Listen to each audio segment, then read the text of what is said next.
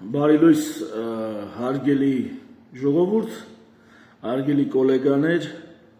բժիշկներ և պացենտներ, այսօր մի հետաքրքիր դեպք եմ ուզում ներկայացնել բժշկական։ Պացենտին բուժում էինք նշանակել աղիքային ինֆեկցիայի հետ կապված և պացենտը գրել էինք դեղը 2 անգամ առավոտ իրիկուն, խոսքը ցիպրոֆլոքսացինի մասին էր, կոլիտ ուներ, այսինքն բորբոքվել էր աղիքը, և պացենտը դժգոհեց, բողոքեց, հետագայում զանգեց, բողոքեց այն բանի համար, որ դեղը նշանակել եք, բայց չեք ասել, որ պետքա 12 ժամը մեկ խմենք, որտեղ այդպես ընդունված է, չէ, պացիենտների մոտ, որ արդյոք այս դեղը պիտի հենց 12 ժամը մեկ խմենք, թե չէ, մի խոսքով պացիենտը բողոքեց այդ պացիենտի դժգոհություններ, որը առիթ հանդիսացավ, որ ես այս նյութին անդրադառնամ, իհարկե ցիպրոֆլոքսացինի համար խիստ պարտադիր չի 12 ժամը պահպանելը, նրա ազդեցությունը այդքան էլ կախված չի այդ ճշգրիտ րոպեներից և ժամերից, այսինքն դե պլյուս մինուս 1-2 ժամ կարելի անել, նույնիսկ 3 ժամ, բայց այստեղից մի հատ մեծ թեմա բացվեց, ոնց որ պացիենտին տեղյակ պահեցինք, որ իրեն նշանակված անտիբիոտիկը, այն անտիբիոտիկը չի, որը այդպես խիստ ժամեր է պահանջում, հա, անպայման 12 ժամը մեկ պետք է պահպանվի, բայց այստեղից մի հատ հետաքրքիր թեմա բացվեց, որը կուզենամ հատկապես գոլեգաներիս հետ քննարկել, ներկայացնել, այո, կան անտիբիոտիկներ, որոնք խիստ անհրաժեշտ է, որպեսզի ժամային բաշխվածությունը օրվա ընթացքում պահպանվի, և կան անտիբիոտիկներ, որոնք նույն այդքան էլ պարտադիր չեն, այնտեղ 1-2 ժամի տարբերությունը կրիտիկական չէ։ Սա ինչից է կախված, կախված է նրանից, թե այդ անտիբիոտիկը ինչպես է ազդում։ Եթե պետք է, որպեսզի անտիբիոտիկը մշտապես կրիտիկական նվազագույն անհրաժեշտ կոնցենտրացիա ունենա, այսինքն անտիբիոտիկներ կան, որոնք միշտ պետք է որոշակի դոզայով արյան մեջ լինեն, որպեսզի բակտերիայի վրա ազդեն լիարժեք։ Անտիբիոտիկներ կան, որոնք կարևոր է, որ առաջին ընդունման ժամանակ բարձր կոնցենտրացիա լինի, հա, եւ հետագայում արդեն նրանք ունեն նույնիսկ հետքային ազդեցություն, այսպես ասած, այս անտիբիոտիկների դեպքում դա պարտադիր չի։ Ուստեղից գալիս են մի հատ ուրիշ մեծ թեմայի, դա հելիկոբակտերի դեմ կիրառվող անտիբիոտիկների թեման է, որը մեր օրերում դարձել է պրոբլեմ, որովհետև առնվազն Հայաստանում առնվազն 30 տարի հելիկոբակտերի դեմ անտիբիոտիկները երբեմն նույն սխեմաները արդեն 30 տարվա չափ օգտագործվում են եւ ինչպես աշխարհում այնպես էլ Հայաստանում հելիկոբակտերը արդեն դարել է անընկալունակ, այսինքն ռեզիստենտ, տալիս ես անտիբիոտիկը չի ազդում։ Ինչն է պատճառը, նախ ինչու անտիբիոտիկը չի ազդում եւ երկրորդ ինչն է պատճառը, որ այդպես ռեզիստենտությունն էլ դարել է այդպես տարածված։ Սկսենք հերթով մի քանի խմբեր ներկայացնենք, արդեն ասեցի, ցիպրոֆլոքսացինը, դա ֆտորխինոլոնների խումբն է, հելիկոբակտերի դեմ տալիս ենք լևոֆլոքսացին ձևով, սա մի քիչ ավելի ազատ կարելի է նշանակել առավոտ իրիկուն, բայց օրինակ հիմնականում հելիկոբակտերի սխեմաներում օգտագործվող ամոքսացիլինը, այսինքն բետա-լակտամները, սրանք արդեն խիստ ժամային պահանջկոտություն ունեն, այսինքն 12 ժամը մեկը պարտադիր է, եթե 1000 միլիգրամով ես տալի, 12 ժամը մեկը պարտադիր է։ Նույնը վերաբերում է կլարիտրոմիցինին, այսինքն մակրոլիդներից կլարիտրոմիցինը, էրիտրոմիցինը, ազալիդներից ազետրոմիցինը այս ցանկին չի դասվում։ Մակրոլիդներից կլարիտրոմիցինը, էրիտրոմիցինը եւ կլարիտրոմիցինը, որ մենք հելիկոբակտերի դեմ տալիս ենք, սա խիստ պահանջում է 12 ժամը մեկ ընդունում։ Եթե 12 ժամը մեկ չես ընդունում, ի՞նչ է տեղի ունենում։ Տեղի ունենում բակտերիայի ռեզիստենտության ի հայտ գալ, այսինքն բակտերիան նախ այդ պացիենտի մոտ չի վերանում, երկրորդ, եթե չի վերանում, դառնում ավելի պնդաճակատ, ավելի կայուն անտիբիոտիկի նկատմամբ։ Եվ եթե սենց ընդհանուր խմբերով նշեմ, օրինակ հենց հելիկոբակտերի սխեմաներում ամենառեզիստենտ սխեման դարել է, որը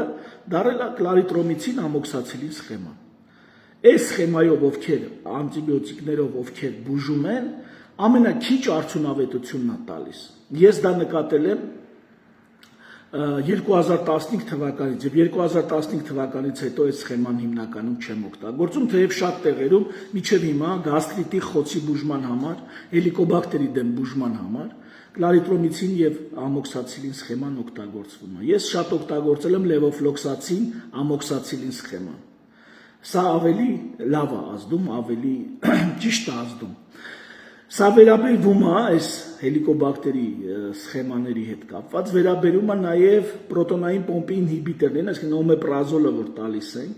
կամ չգիտեմ, պանտոպրազոլ ենք տալի, ինչ որ տալիս ենք թթվայնությունը գցելու համար։ Սա էլ կրիտիկական նշանակություն ունի, որ անտիբիոտիկներից առաջ, սննդից առաջ սա օգտագործվի։ Եվ եթե սրա ազդեցությունն էլ 12 ժամը մեկ չենք ապահովում, ավելի թույլ արդյունք ենք ունենում, քան եթե 12 ժամը մեկ կանոնավոր սննդից առաջ տալ։ Եթե հետաքրքիր է, սա բժիշկներին կարա ավելի շատ հետաքրքրի, մանրամասներն ասեմ, հելիկոբակտերը պիտի ակտիվ ձևի լինի, որպեսզի ազդվի անտիբիոտիկի կողմից, որպեսզի ակտիվ ձևի լինի, պիտի թթվայնությունը ստամոքսում pH-ը չէ, հա, թթվային միջավայրը պակասած լինի դեպի հիմնային տեղաշարժվի։ Այդ հիմնային տեղաշարժը ապահովում է օմեպրազոլը, պանտոպրազոլը, լանսոպրազոլը մի խոսքով, դրանք ապահովում են։ Եվ եթե դա մենք տալիս ենք օրը մի անգամ, իսկ եթե օրինակ էսոմեպրազոլի դեպքում մի անգամ է, չէ, 40 միլիգրամից օրը մի անգամ, ապա արդյունավետությունը դարձյալ ընկնում է։ Եվ եթե էսոմեպրազոլը տալիս ենք 2 անգամ, սա ավելի լավ արդյունավետություն է ապահովում, որովհետև անտիբիոտիկները ավելի լավ են սկսում ազդել։ Մի խոսքով, ասելիքս ինչի մասին է։ Կան անտիբիոտիկներ, որոնց դեպքում պացիենտը կարա առավոտ իրիկուն ընդհանուր մոտավորությամբ դեղը ընդունի, բայց կան անտիբիոտիկներ, որոնց համար խիստ կարևոր է 12 ժամը մեկ կամ եթե նշանակված է մետրոնիդազոլ, օրինակ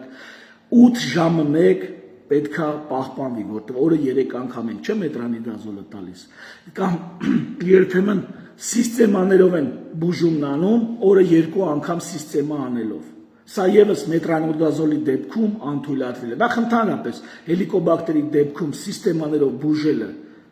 անհասկանալի է, եւ երկրորդ, եթե նույնիսկ անում են, ապա անում են օրը 2 անգամ։ Իսկ դա մետրոնիդազոլի դեպքում անթույլատրելի է, էլի պետք է օրը ստույգ 3 անգամը պահպանվի, որպեսզի լինի լավագույն արդյունք։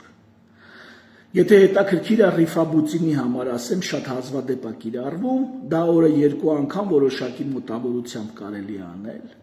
իսկ տետրացիկլինը դարձյալ 4 ժամը մեկ պարտադիր է, 4 ժամը մեկ, այդ տետրացիկլինն էլ չի սիրում ժամային մոտավորություն։ Այս ամեն ինչը բերում է նրան հարգելիներս, որ ուրեմն այս անտիբիոտիկների մասին, բացի իրանց ազդեցությունը, բացի ճիշտ սխեմաներ կիրառելը, շատ կարևոր է նաև կիրառել ճիշտ ժամերին կամ օգտագործել այնպիսի անտիբիոտիկներ, որոնց հետ կապված այդ ժամ պլյուս մինուս 1-2 ժամը էական ազդեցություն չունի բուժման արդյունավետության վրա։ Տարիներ շարունակ մենք սա օգտագործում ենք, առանձնակի տեղյակել չենք մեր պացիենտները, որ գնացին տուն, այս դեղերը ոնց են օգտագործում, ինչ ճշգրտությամբ ու պարտաճանաչությամբ են օգտագործում։ Եթե հիշենք, որ կան հիվանդներ, որոնք նույնիսկ օրով կարող է դեղը բաց թողնեն, կամ չգիտեմ, առավոտվա դեղը բաց թողեն, մենակ իրիկվանը խմեն, կամ բաց թողնեն իրիկունը կրկնակի դեղաչափ խմեն, այսպիսի բաներ կա, չէ։ Սա բերում է ամբողջացնում է պատկերը, թե ինչու մենք հիմա ունենք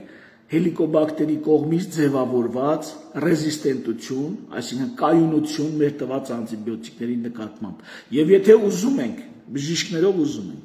որ մեր հիվանդը այնուամենայնիվ լավանա, հիմնավոր լավանա, իսկ պացիենտներն էլ ուզում են, որ այնուամենայնիվ իրենք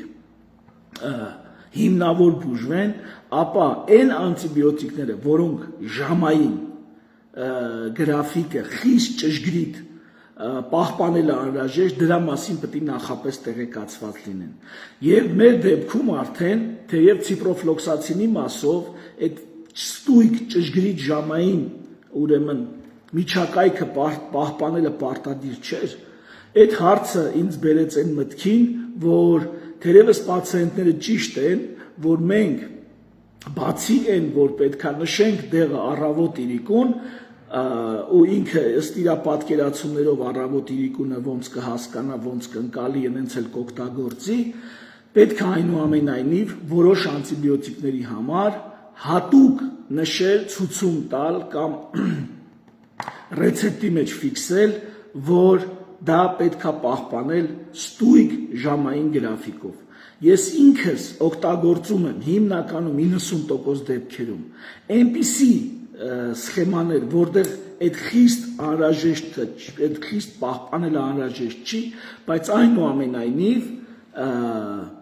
օգտագործելու դեպքում էլ այդպիսի անտիբիոտիկներ պետք է ժամերը ֆիքսված լինեն, հարգելի գոլեգաներ ջան։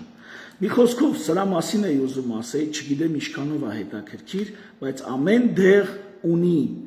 իր նշանակման եւ իր ընդունման ժամային ճշգրտության աստիճանը եւ դրան հետեւելով մենք թե մեր գործը առաջ կգցենք, մեր պացիենտները կլավանան, թե մարդիկ ճիշտ պահպանելով այդ գրաֆիկը ավելի հիմնավոր եւ ավելի վերջնական կլավանան։ Թերևս այսքան։ Շնորհակալություն ուշադրության համար, ցտեսություն։